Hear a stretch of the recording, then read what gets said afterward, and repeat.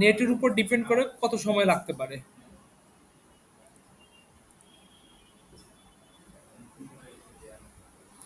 এখান থেকে জেনারেট করতে পারেন, এরপর যদি লিওনার্দো লিখে সার্চ করেন তাও ওখানে চলে আসবে।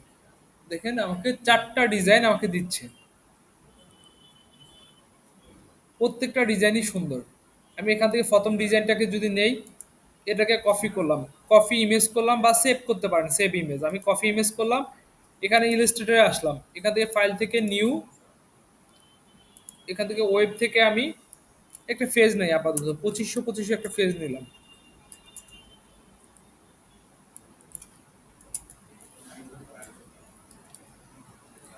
এখান থেকে ক্রিয়েট, কন্ট্রোল ভি দিয়ে এখানে পেস্ট করলাম। এটা একটু সাইডে সরিয়ে নেই। আমি এখান থেকে উইন্ডোতে যাব, এখান থেকে ইমেজ ট্রেস অপশনটা নিলাম। আমি এখান থেকে জাস্ট প্রিভিউটা অন করব।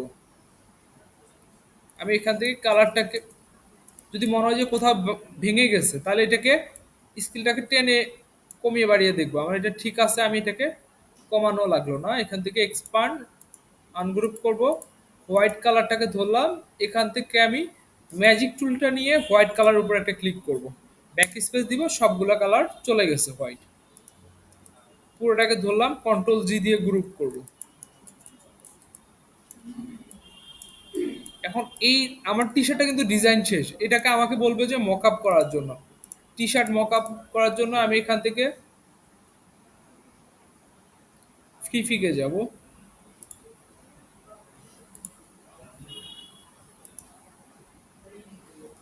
আমি এখান থেকে মক আপ লিখে সার্চ করলাম, শুধু মক আপ লিখে সার্চ করি, বা টি শার্ট লিখতে পারেন।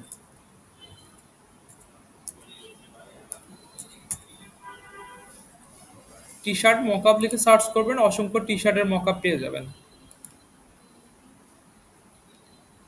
এই যে টি শার্টের মক আপ চলে আসছে। আমরা এটাকে যদি একটু ওপেন করি, আমরা এখানে দেখতে হবে যে আমাদের পিএইচডি ফরম্যাট আছে কিনা। এখানে পিএইচডি ফরম্যাট নাই, তার মানে এটা হবে না। আমরা এখান থেকে যাব হচ্ছে, দেখি এটাকে একটু দেখি, এটা পিএইচডি নাই। আমরা এখান থেকে সরাসরি পিএইচডিটা সিলেক্ট করে দিব, তাহলে সবগুলা ফাইল পিএইচডি আসবে। আচ্ছা, এই ফাইলটাকে নিতে পারি,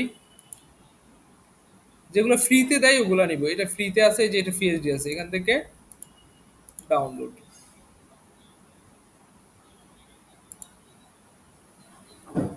আমাদের ফাইলটা ডাউনলোড হচ্ছে।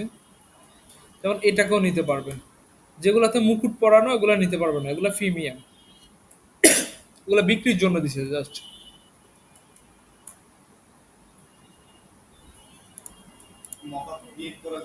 হ্যাঁ, এই যে এআই দিয়ে মকআপ বানাইছে, এগুলো সবগুলো এআই দিয়ে জেনারেট করা, দেখেন। এবং এগুলোর প্রচন্ড চাহিদা। এই মকআপ আমার, হ্যাঁ, পিএইচডি আসবে না, আপনাকে বানাইতে হবে।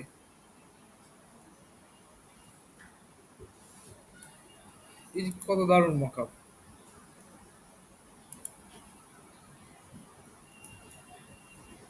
যে অলরেডি দিছে কত, অলরেডি 900-র উপরে, 2000 দিছে ফাইল, 900-র উপরে, প্রায় 1000-এর মতো ডাউনলোড হয়ে গেছে। জাস্ট আমি আপনাদেরকে এটা দেখাইছিলাম, ব্যাকগ্রাউন্ড রিমুভ করা দেখাইছিলাম না, ফাইলগুলো দেখেন। অবশ্যই ম্যানুয়ালিও ডিজাইন আছে, যে এগুলো ম্যানুয়ালি করা, আর এগুলাই এআই দিয়ে করা। আচ্ছা, আমাদের ফাইলটা একটু দেখি। আমাদের ফাইলটা ডাউনলোড হয়ে গেছে। আমরা এখান থেকে ফটোশপটা ওপেন করব। আমাদের মকআপ করার জন্য অবশ্যই ফটোশপে যেতে হবে।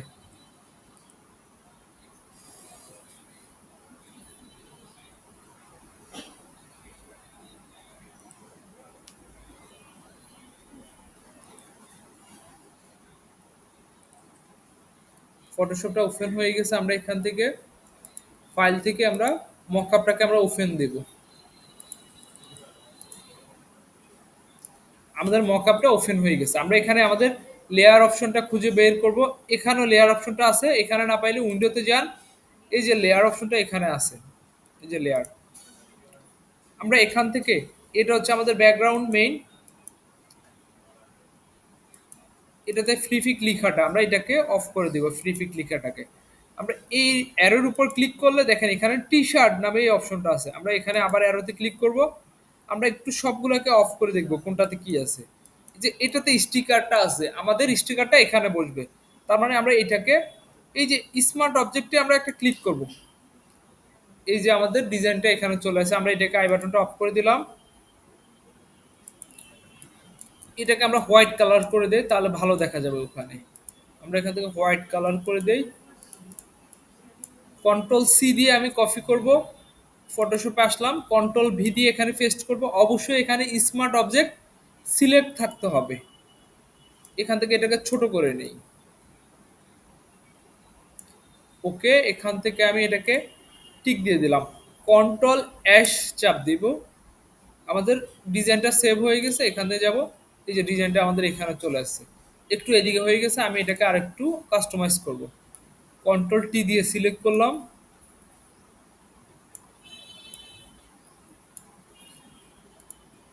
আবার কন্ট্রোল অ্যাশ দিলাম। দেখি, এবার মোটামুটি ঠিক আছে।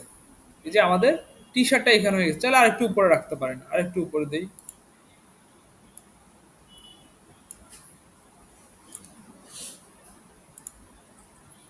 এ হচ্ছে আমাদের T shirt mockup design. T shirt এবং মকআপ ডিজাইন দুইটাকে আমরা ফাইল থেকে এক্সপোর্ট, এখান থেকে সেভ ফর ওয়েবে গিয়ে আমাদের জেপিজি ফরম্যাটটা আমাদের জমা দিতে হবে। এখান থেকে আমরা জমা দিব, এখান থেকে এক্সপোর্ট, এখান থেকে ওকে করব। আমাদের ফাইলটা সেভ হয়ে গেছে। এ ছিল হচ্ছে আমাদের টি